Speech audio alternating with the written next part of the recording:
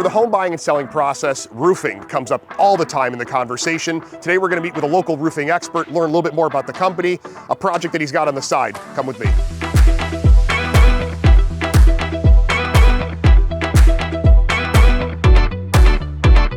So Trey, a lot of roofing contractors locally. You guys have been at this for quite a while in the Sarasota area. Give me a little background on Strong Roofing. So Strong Roofing started about 12 years ago.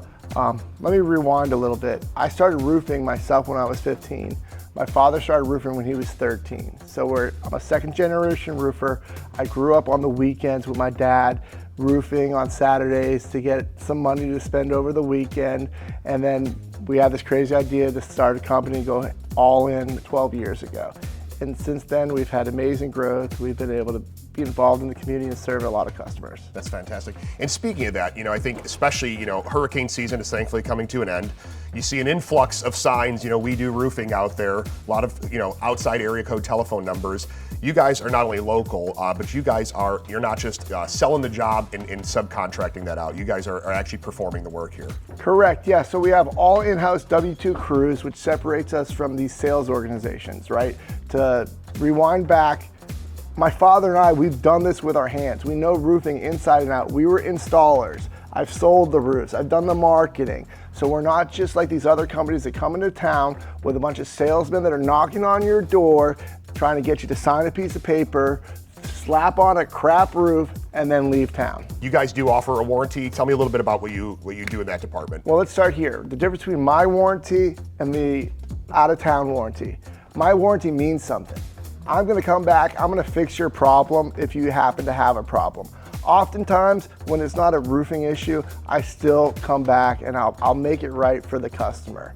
Versus what the out-of-town roofer offers, all these storm chasers are what they're called. They offer you a taillight warranty. That means they're gonna promise you the world and they're gonna hop in their truck and they're gonna leave town. You call them in 6 months with a problem, they're in Mississippi. It doesn't matter that they told you they're gonna give you a 10-year warranty, a 20-year warranty, a million-year warranty. Their warranties aren't worth anything. Do not be fooled. Yeah, and to that point about the trucks, right? Your trucks are local. I'm standing in an office. People can come find you. I mean, this building stands out. It's the big green building right here, right? So what I tell people is we've been around for 12 years already. I'm 39 years old. I plan to be around for 30 more years. This company's gonna be here to service the community. So our word means something. We have a big green building. You can come find us if you need to. If you have any issue, we're gonna take care of you in the long run. Very good. Coming from up north like myself, you've got a 25-year product, a 30-year product, whatever you're putting on. People expect it's gonna be great for that entire time. Coming to Florida, I've learned a lot about roofs and how it impacts the sales and purchasing of homes. Maybe speak to a little bit about Florida roofs in general. Yeah, so Florida roofs are a different animal than your Ohio roofs, your Indiana roofs, where the product lifespan really matters. That number on the package, whether it's a 20-year, 30-year shingle. In Florida, it's dictated largely in part by the insurance companies. So when they tell you get a new roof, you gotta get a new roof. So if your product is 30 years on the package and insurance is telling you to get a new roof at 15 years, guess what? You're getting a new roof at 15 years.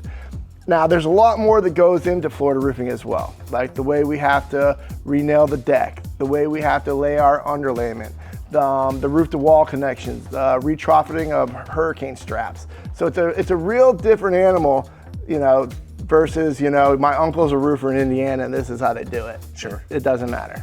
And speaking to that, so a lot of folks when they're buying a house, they've got to get the 4-point, the wind mitigation. It's going to help determine insurability and maybe potential discounts that they're experiencing.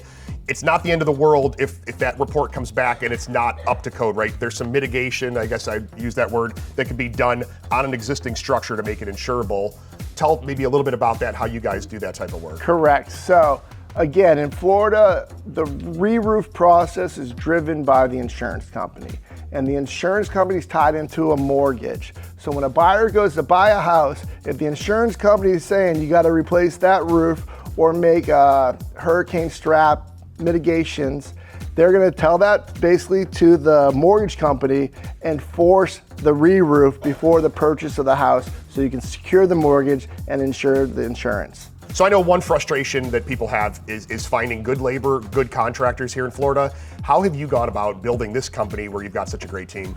So the way I built the company was treating my installers with respect. Because what matters more than what's written on a piece of paper about longevity of the roof or warranty of the roof is the guys that are putting that roof down. So if I treat them well, they in turn will treat my customers well, and it's an endless cycle of upward growth. Very cool. And speaking of treating people well and the community well, I want to pivot a little bit.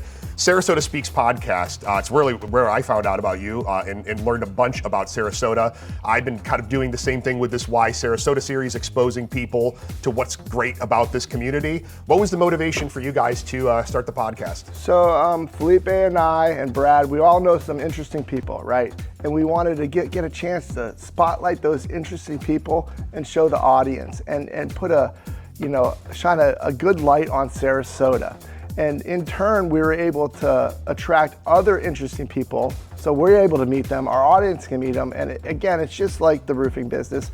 You do something well, it grows, and people want to be a part of it. Absolutely. Relatively new resident myself, 3 years. I've learned a ton through my Why Sarasota series. I'm sure you've learned some interesting stuff in the podcast. Tell me a little bit about what you've learned. Yeah, so growing up here, I've been here since I was 3 years old. So I'm essentially Florida born and raised, Sarasota born and raised. I thought I knew everything about Sarasota, but we were able to connect with the CEO of Selby Gardens, Jennifer Romanecki. She's actually a Lafayette alumni as well, so that was the connection there. Another really cool fact is they have the largest collection of orchids in the world. It is pretty awesome. My wife's a big orchid fan, being from Thailand. It's one of her favorite things to see over there as well. My wife, Morgan, always talks about their orchid collection. It's pretty cool. That's awesome.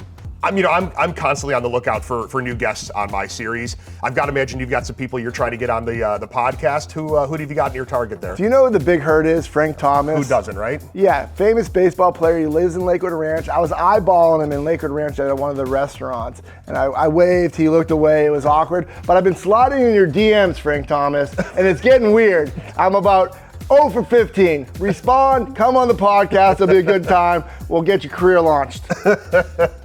Other than, installing roofs on people's houses, doing the podcast, what else do you love doing here in Sarasota? So obviously I love working. I live, breathe, and I sleep. I dream about roofs. I'm serious. I constantly dream about roofs. It is my passion. But my other big passion in Sarasota is going to Food and Beer and getting the crab ragoon mozzarella sticks. They're delicious. Highly recommend it. Awesome. Thanks so much for your time today. Appreciate you. I wanted to highlight this because we had David Blanche with Blessed Designs come on our podcast, and I wanted to do something special for my father for Father's Day. So we came up with this idea to surprise him with a mural of me and him, the two original founders, and I'm so grateful for my dad for teaching me how to roof and getting me into this industry that I love so much and being by my side all the way through. Thanks, Dad. I want to thank Trey for his time today, telling us a little bit about strong roofing and the Sarasota Speax podcast. Be sure to check them out online. And until the next time, be well.